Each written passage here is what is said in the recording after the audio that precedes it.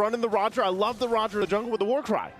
I love it, the war cry. We were actually talking about where the Roger's gonna go, where the Lunox is gonna go. Yeah. I was like, okay, maybe we get a Fire Flux here, maybe we get the Lunox in the jungle. But it turns out, no. All right, Nets is gonna be on it in the gold lane. And hey, it's really cool to see, you know, for this matchup especially, Nets, back when he was playing for MPLPH, you know, for Onyx PH, he said that, you know, he's the best goal laner, and now we technically get to see that if he has improved that much. Udil going to be engaged on Zorn as well, getting that G Kundo. We'll see him tested up against Benny QT after transferring the Homebois. He hasn't really had the chance to go up against a lot of Filipino gold laners. Yeah, it's been a while, I'd say, for Nets. So there's this matchup alone, there's so much to talk about here. Even the fact that this time around, Carl Tizzy went with the Baksha pick, which actually ends up, you know, working pretty well against the Angela that Homebois went with. You know, leave it to Homebois, by the way, to go ahead and bring a draft like this to the table. Top side, Sabat should be fine.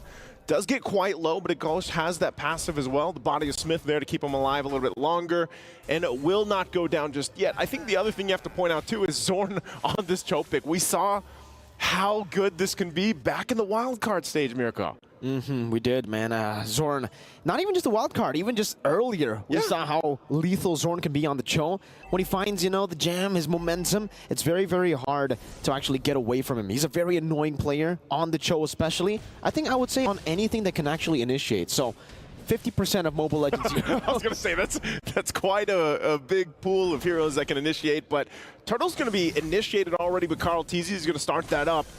Trying to get that level 4 for Homebois, but they might be a little bit too late to the fight here. Zorn doesn't have it either. He does have the Shunpu, though. He's going to go in with G Kundo all the way to the back line. Chibi winning out of the Red Tree battles. Carl Tizzy was stunned up in a penalty zone. Sabat's going to hammer down as Sanji picks up the kill. That's first blood over. Chibi will not be able to escape. Liquid Echo, they say it's fine. Get the turtle, we'll take the kills. Yeah, Liquid Echo does not matter to them. Oh, hold on. Okay, they get the Brilliance out. Some extra shots coming out as well, but Liquid Echo, because of the fact that they were able to get those 2 kills, loaded as well on Sanji here. That's going to help them out in the damage department, and then play around the power spikes that come pretty early on if you look at this, and that's why I'm wondering for Nets picking up this Lunox. You know that can overload the damage department early on, but even with how the last fight went, Zorn is still doing what he does best.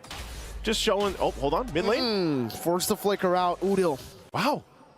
LaFell was already talking about this pick right in the mid lane. It's kind of concerning to see Udil on a pick like this when usually he wants to go on the carries. If it's not the Valentina, you definitely see a lot of that Farsa. And we did get to see that just before match number 3. In match number 2 when he played together with Zorn on the Cho. So it's already very interesting to see him now on a passive, reactive pick over the carry roles, or over the proactive picks that we're used to seeing. But even Benny Cutie, you can see.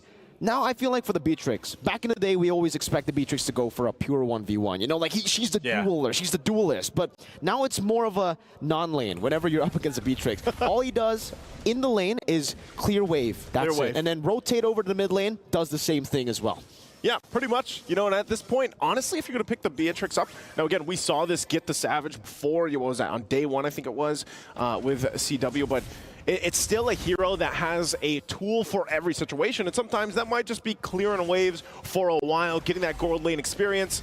Sanji, though, use that Feathered Airstrike. I don't think Chibi's not going to be able to follow. Heart Guard was actually used, too, so it looked like some miscommunication there from Homebois. For sure. I think Udil's call was definitely, you know, go in, I can get you the Heart Guard, but Chibi wants to play it a bit safer. He knows here, Zorn, able to go for the kick onto the way of the Dragon. Wrong angle, though. Sinfer jumping in with the Onward and the Earth Shatter. Now with the Primal Wrath. Chibi canceled out of the Lycan Pound. Zorn going to be getting rid of in the back line, and that's a turtle again this time for Liquid Echo as they dominate game number 1 in the first 4 minutes. My goodness, who let the cavalry out here in game 1 against Homebois? And time again, as people have been watching Homebois, they've been like, man, they're looking good. But right now, Liquid Echo is just dominating the early game. That time around, they also managed to get the objective. They got the turtle, they got some kills, and a bunch of extra gold as well. Look at this, Benny Cutie just picks up the BOD this early on.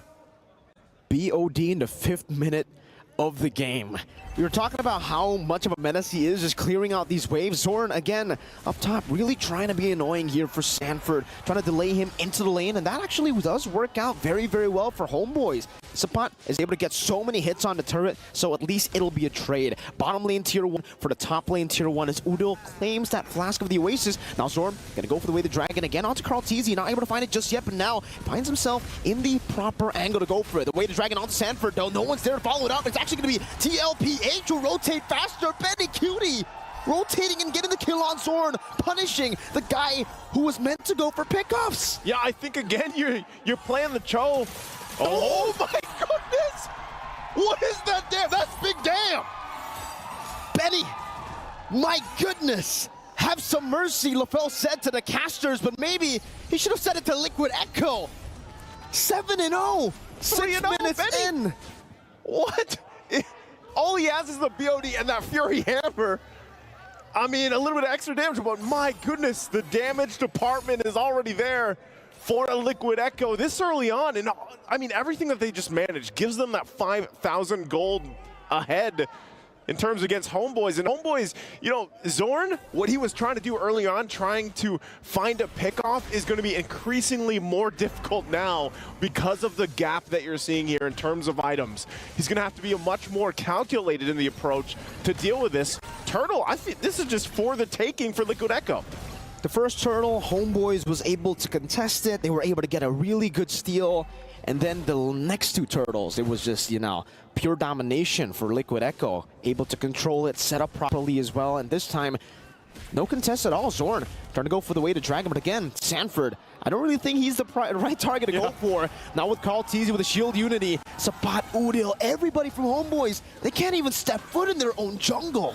Sanford's doing such a good job at being that front target, because do you really want to kick an Edith towards your team? You know, No. I mean, she's just going to pop the Primal Wrath, and then it's a disaster from there. For Homebois, that's the thing. We kind of have to look at where can they find hope in this game already, falling further and further behind.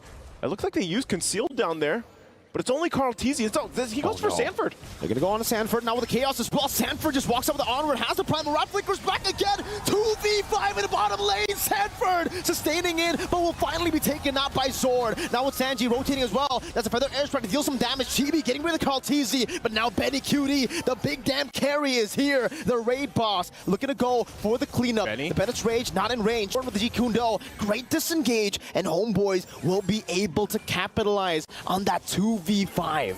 There you go, Homebois. That's what. No, the shot's gonna land, but it's not enough to get the kill. But Homebois, they get it. At least they get back into the game. I was asking the question, where's the hope for them? And it looks like they're still going. Way the dragon into the Chaos. JP still able to flicker out now with the Bloom and the feathered airstrike chunking them down. Sanford looking for a re-engage. Zorn recalls in front of them, and Benny gets the shotgun out. Don't be recalling in front of me, man. Oh, anytime you see that, you have to be careful. We already saw the preview of the damage that Benny Cutie's holding on to. If somehow Homebois can get to Benny Cutie, that'd be great pickup for them. But already, now the Lord is up. I would say, you know, with what happened for Homebois in that whole exchange, I'm not sure if it's enough to actually go toe-to-toe contest when it comes to the Lord here against Liquid Echo, but so far, at least they find a little bit of hope. The Nets is a big part of that. He hasn't gone down. He's been able to farm up. Zorn's going to take some damage, though. Chain CC. Zorn, baits out the feathered airstrike, too. Very early on Sanji. And now he'll be forced to recall. He doesn't have a lot of mana, but it does seem like he's actually going to choose to stay around the Lord pit. Angela in the bottom lane trying to go for that macro advantage with wave clear.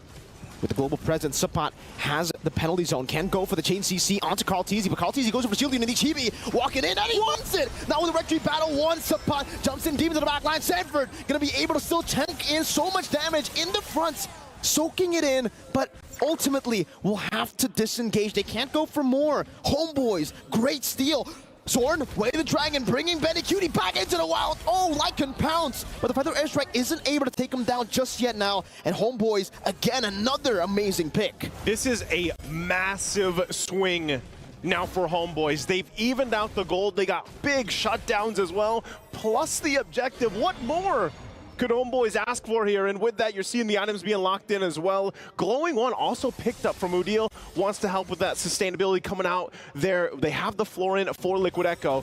they should be able to make quick work of this Lord. Nothing too crazy should happen off this, but what that's done for Homebois is giving them a fighting chance to now get space to work with on the map.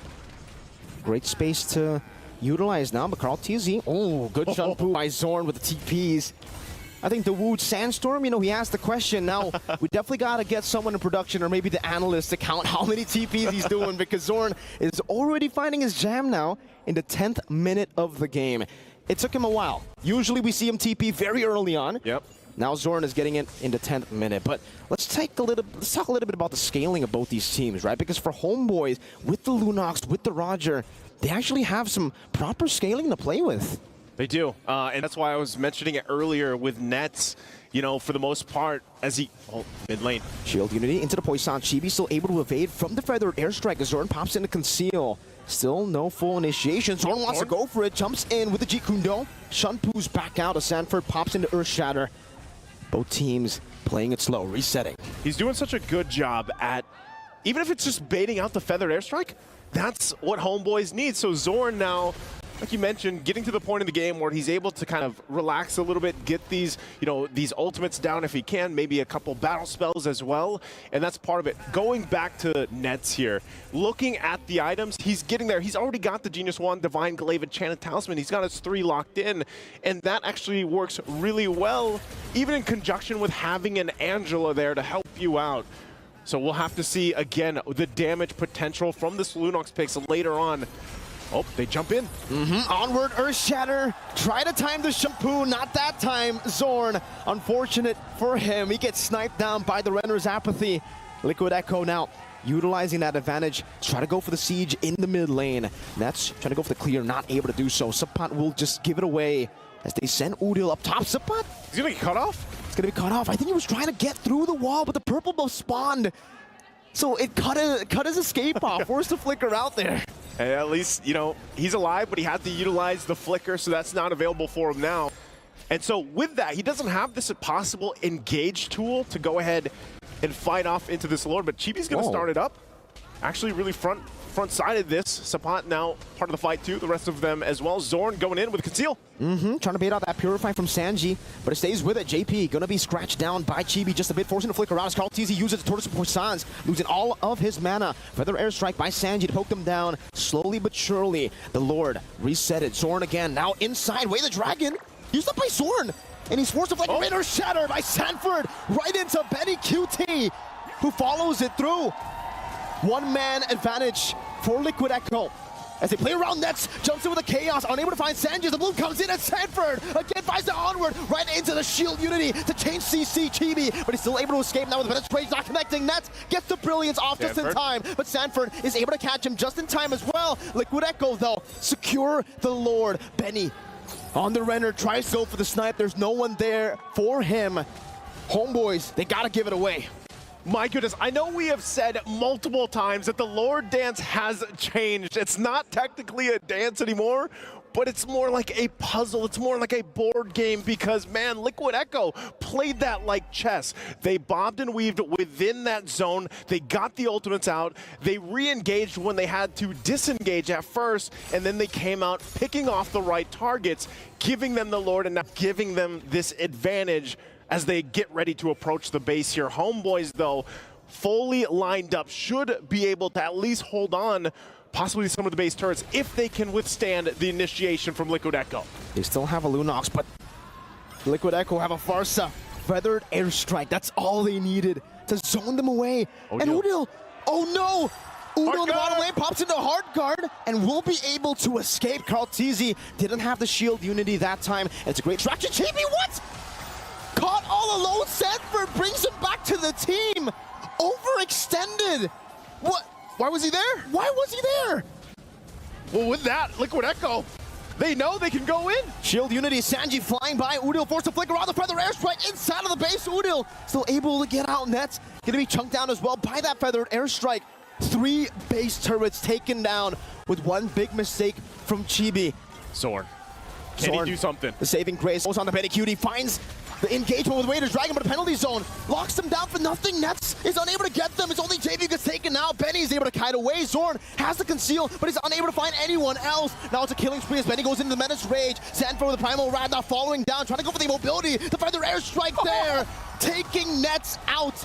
Zorn has the Jikundo. One last snipe. Zorn able to evade from it with the Shunpu. Gets immobilized, but is still able to run away. Homeboys, they're able to defend, but 3 base turrets have been taken away from their base. They hold on to the game, but man, again and again, Liquid Echo really showing the prowess in terms of team fighting, even into this base. It's amazing that Benny Cutie was able to survive that last exchange, even when Zorn waited so long for that initiation.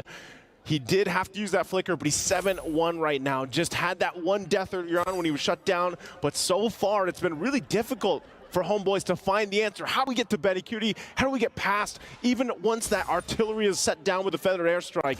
And that's really what's just working so well for Liquid Echo in the lineup that they have here. And my goodness, Sanford on this Edith pick. She's been a hero that has played its role, played its part so many times for so many teams, but in the hands here of Sanford, really just kind of difficult for Homeboys to get past, even when he pops that Primal Wrath form. So Lord up once again, Homeboys resetting, readjusted. Their base is fully exposed.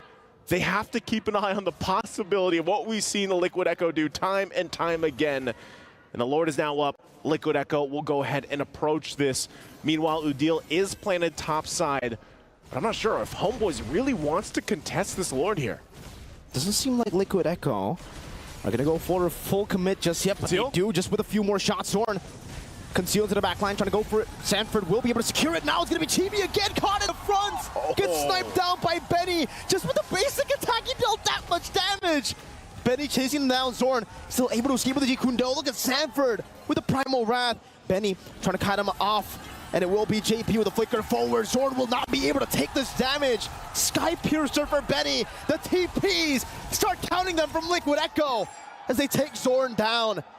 5 members strong with a big Lord in the mid lane. They'll wait for it. Lord walks in with them, and the cavalry is here, and they're looking to close out the game. That's a 4-man penalty zone right into the winner crown, but what is it for? They're going to be gunned down by Benny Cutie, who's an absolute monster in game number 1.